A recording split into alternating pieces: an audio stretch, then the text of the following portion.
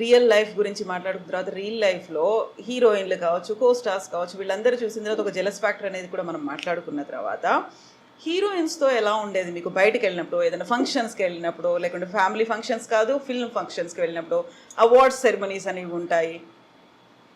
No, never.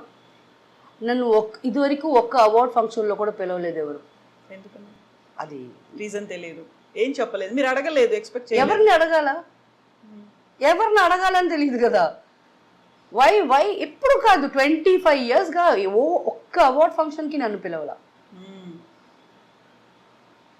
అటు producers side నుంచి ఎవరు పిలవాల, ఎవరి దగ్గర నుంచి రాలేదు. సో అప్పుడే కదా మిగతా హీరోయిన్స్ చూసినప్పుడు మనకి ఎలా ఫీల్ అవుద్దని అట్లీస్ట్ అనుకొని చూడాలంటే కూడా ఎక్కడైనా ఎల్లుంటే కదా, మనం ఎక్కడ వెళ్ళలేదు కదా. యా, ఫిల్మ్ ఇండస్ట్రీ అనగానే ఒక రకమైన చిన్న చూపు ఉంటుంది. అంటే ఇప్పుడు కాదు, 25 ఏళ్ల క్రితం ఇప్పుడు కూడా ఉంది, చెప్పండి. ఇప్పుడు కూడా అలాగే ఉంది.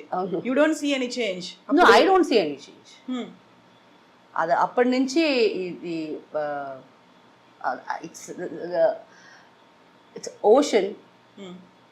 Cinema industry is ocean, full of dirtiness, full of nepotism, full of corrupted people. ఏ మంచి వాళ్ళకి కరెక్ట్ అయిన వర్క్ రాదు. ఏమి ఇక్కడ హీరోయిన్స్ లేరా? తెలుగు అమ్మాయిలు తక్కువ ఉన్నారా? తమిళ అమ్మాయిలు తక్కువ ఉన్నారా? ఎందుకు తెచ్చుకుంటారు మీరు బాంబే నుంచి? ఎమీ జాక్సన్కి మనమే వర్క్ ఇవ్వాలా? పిలిపించి ఇన్ని కోట్లు ఆమెకి ఇచ్చి మనం వర్క్ ఇవ్వాలా? వాళ్ళకి అక్కడ వర్క్ ఉంటుంది. ఆ క్యారెక్టర్కి ఇక్కడ పెట్టండి అయ్యా. తెలుగు అమ్మాయిలు బాగాలేరా? ఎంతమంది ఎంత అందంగా ఉన్నారు, ఎంతమంది వర్క్ కోసం టాలెంటెడ్ ఉన్నారు, ఎతుకుతున్నారు. వాళ్ళని పట్టుకోకుండా ఏంటి మీరు చేసేసి అప్పటి నుంచి దిస్ ఇస్ అ షిట్.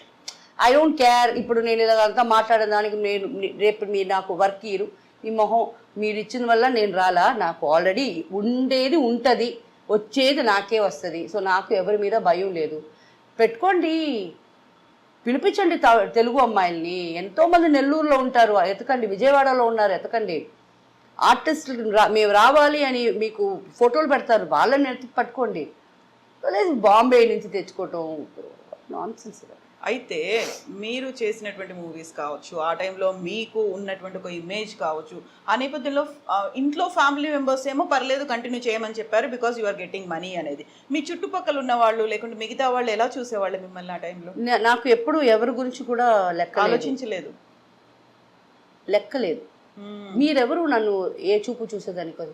నేను కష్టపడింది నా కుటుంబం. స్వార్థం, ఐఎమ్ ఎ సెల్ఫిష్ పర్సన్ ఆ టైంలో. బికాస్ నా family was more important, my mother was important, నా తర్వాత సిబ్లింగ్స్ వర్ ఇంపార్టెంట్. స్వార్థంగా నేను నేను నేను ఒళ్ళు చూపిస్తా, ఏదో నేను చేసుకున్న నా కర్మ అది. మీరెవరంటే నన్ను కమెంట్ చేసేదానికి? ఎప్పుడు పట్టించుకోవాలి. I don't care and I don't care till now. ఇప్పుడు అదే ఫ్లాట్లోనే ఉంటున్నాను, ఇప్పుడు దిగి వెళ్తున్నాను. ఇప్పుడు వచ్చేటప్పుడు కూడా కింద విక్కి దాదా హలో అమ్మా అన్నారు. ఎందుకు మా పెళ్ళికి రాలా? దాదా ఏం ప్రాబ్లం అంటే, తను కూతురు ఇక్కడే పుట్టింది. నిశ్చితార్థ పెళ్లి చూపులకి నన్ను రమ్మన్నారు. పైన ఇంట్లో ఉంటున్నాను నేను. వస్తా అని పోలా. మళ్ళా నిశ్చితార్థకి రమ్మన్నారు, వెళ్ళలా. పెళ్ళికి నేను బ్యాంకాక్లో ఉన్నా. తర్వాత తాళి ఏదో 3వ రోజు ఏదో దానికి పిలిచారు. నేను వస్తానన్నా, రాలా. ఇప్పుడు చూసారు, ఇప్పుడు అడిగాడు వస్తానని చెప్పి రాలేదు.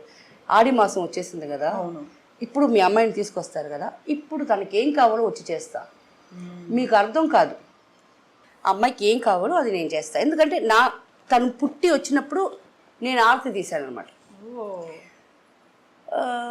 నా మనసులో ఏముంది అంటే, పెళ్లి చూపులకి నన్ను పిలుస్తున్నారు. ఏంటి ఈమె అంత క్లోజ్గా ఈ అమ్మాయితో ఫ్యామిలీ ఎందుకు అనుకుంటారు? ఎందుకు వాళ్ళని ఆ క్వశ్చన్ వాళ్ళు మైండ్లో వచ్చేదానికి నేను కారణం. అమ్మాయి మంచి బంగారు బిడ్డ, బాగా చదువుకుంది, స్కాలర్షిప్లో చదువుకుంది. ఇది ఇప్పుడు నేను మేకప్ వేసుకొని నగలు వేసుకొని వచ్చి నా సొంత వాళ్ళే మనల్ని పిలవలా. ఏదో ఒక మాట సామర్థ్యం నన్ను పిలిస్తే నేను వెళ్ళి కూర్చుంటే ఏమవుద్ది? పెళ్ళికి వెళ్ళి ఉండాలి, బట్ నేను లేను. ఈ తాళిగి ఈ రిచువల్స్కి అంతా నేను already I'm not married. So ఏంటిది ఇది ఎంతో వద్దు.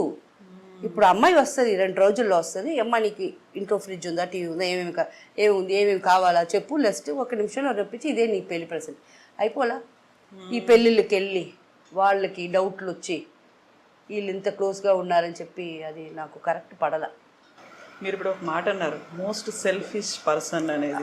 మీకంటే కూడా ఫ్యామిలీ మెంబర్స్ ఎక్కువ అనిపించలే? వాళ్ళు సెల్ఫిష్, వాళ్ళు కూడా నాలాగే కదా ఉంటారు. సేమ్ ఆ ఫ్యామిలీ నుంచే కదా వచ్చాను. మరి నేను సెల్ఫిష్ అంటే వాళ్ళు కూడా సెల్ఫిషే కదా.